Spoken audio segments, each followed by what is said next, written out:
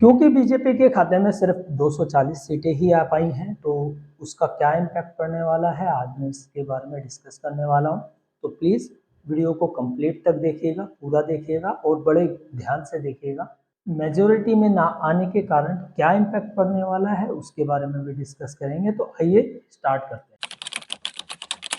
Majority में सरकार ना आने से जो स्टॉक मार्केट के ऊपर असर पड़ता है वो नेगेटिव असर पड़ता है। उसका आज एक बहुत अच्छा उदाहरण हम लोगों को देखने को मिला। चंद्रबाबू नायडू जो कि एनडीए अलायंस से हैं, उन्होंने कंफर्म किया कि वो बीजेपी के साथ ही रहेंगे, तो स्टॉक मार्केट में काफ़ी अच्छा उछाल आया। तो ये एक बहुत अच्छा एग्जाम्पल था कि मिली जुली सरकार का किस तरह से इम्पैक्ट पड़ता है शेयर मार्केट के ऊपर। अगर अलायंस में से कोई भी अपना पक्ष हटाने की बात करेगा तो शेयर मार्केट धड़ाम से गिरने के चांसेस बढ़ जाएंगे, और अगर पक्ष बिल्कुल मजबूती के साथ सरकार के साथ चलेंगे तो शेयर मार्केट को स्ट्रॉन्ग पावर मिलेगी और वो ऊपर की तरफ छलांग लगा सकता है। तो आइए अब समझते हैं कि कौन कौन से सेक्टर पे इम्पैक्ट पड़ने वाला है, या फिर उनके अलावा सेक्टर्स के अलावा कहाँ कहाँ इम्पैक्ट पड़ेगा। पहला इम्पैक्ट मेरे हिसाब से बजट पे पड़ने वाला है, क्योंकि बजट में जो भी इंफ्रास्ट्रक्चर्स, रेलवे या जिन सेक्टर्स पे सरकार अब तक फ्रीडमली डिसीजंस ले लेती थी, अब उनको ये भी समझ में आ गया होगा कि पब्लिक नाराज है और पब्लिक को खुश करने के लिए मुझे कुछ सोशल स्कीम्स में भी पैसा लगाना पड़ेगा, जिसकी वजह से जो बजट वो अब तक मनपसंद सेक्टर्स में लगाना चाहते थे, उन सेक्टर्स के अलावा उन सेक्टर्स में से थोड़ा थोड़ा कम करके सोशल जो स्कीम्स हैं उनमें भी लगाना पड़ेगा। तो इस चीज का बजट पे भी असर पड़ने वाला है। आइए दूसरा इम्पैक्ट समझते हैं कि दूसरा इम्पैक्ट कहाँ पड़ने वाला है। दूसरा इम्पैक्ट पड़ने वाला है FIIs and DIIs. Yes, FIIs ने पिछले कुछ महीनों के अंदर इतना सेलिंग की है, इतनी सेलिंग की है। अगर आप अपडेट रहते हो, न्यूज से अपडेट रहते हो, तो आपको पता होगा कि इतनी सेलिंग उन्होंने कुछ सालों में भी नहीं की।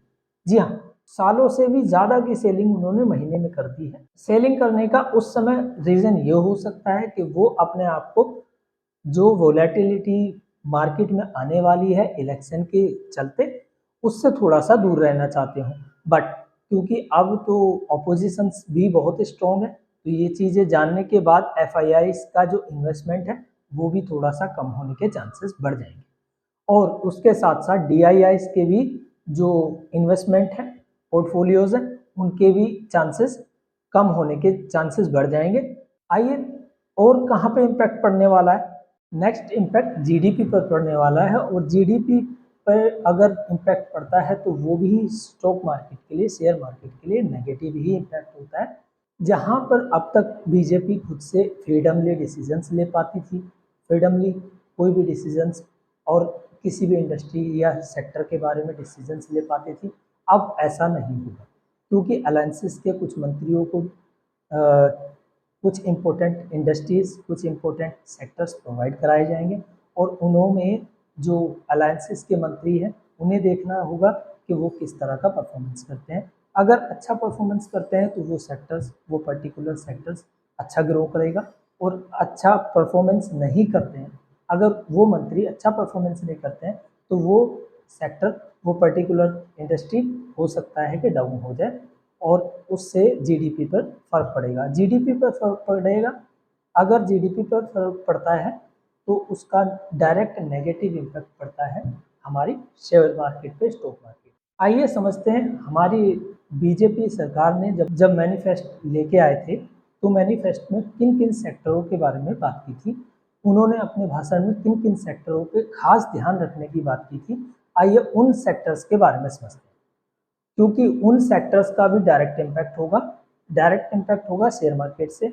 अगर, क्योंकि आपको भी पता है, चाहे गठबंधन की सरकार बन रही है, बट सरकार तो बीजेपी की ही बन रही है ना, तो बीजेपी का जो मैनिफेस्ट था उसके अंदर उन्होंने किस किस सेक्टर के बारे में बात की थी, किन किन सेक्टरों में अपनी मेजोरिटी दिखाने की बात की थी, किन किन सेक्टरों में अपना फोकस रखने की बात की थी। आइए उन सेक्टर्स के बारे में जान लेते हैं, और वो सेक्टर्स आपके लिए बहुत ज़्यादा इंपॉर्टेंट हो सकते हैं।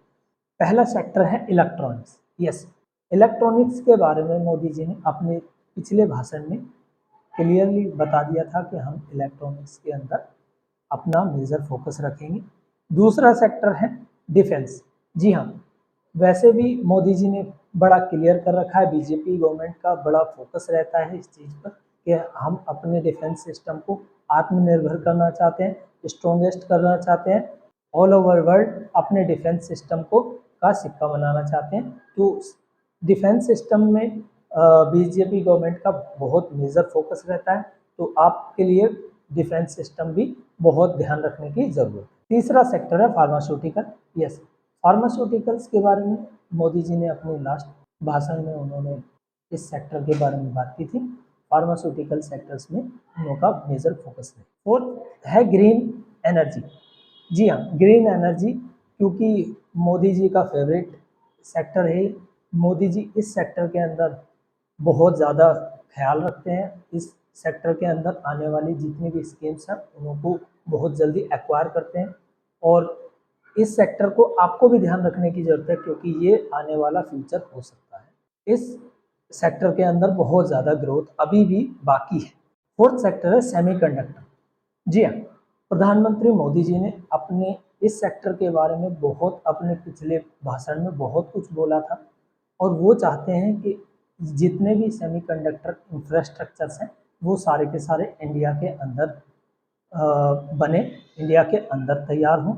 तो इस सेक्टर के बारे में आपको ध्यान देने की ज़रूरत है। और अगर आप चाहते हैं कि इन जितने भी सेक्टर्स हैं इनके स्टॉक्स कौन कौन से हैं, कौन सा स्टॉक अच्छा चलता है, कौन सा स्टॉक परफॉर्म नहीं कर पा रहा है, या कौन सा स्टॉक के अंदर कैपेसिटी ज़्यादा है, अगर ये जानना चाहते हैं तो आप प्लीज़ कमेंट बॉक्स में बताइएगा। और अगर अच्छे कमेंट्स आते हैं तो मैं ज़रूर इनके स्टॉक्स के बारे में डीप एनालाइज करके आपको बताऊंगा, नेक्स्ट वीडियो के अंदर लेके आऊँगा।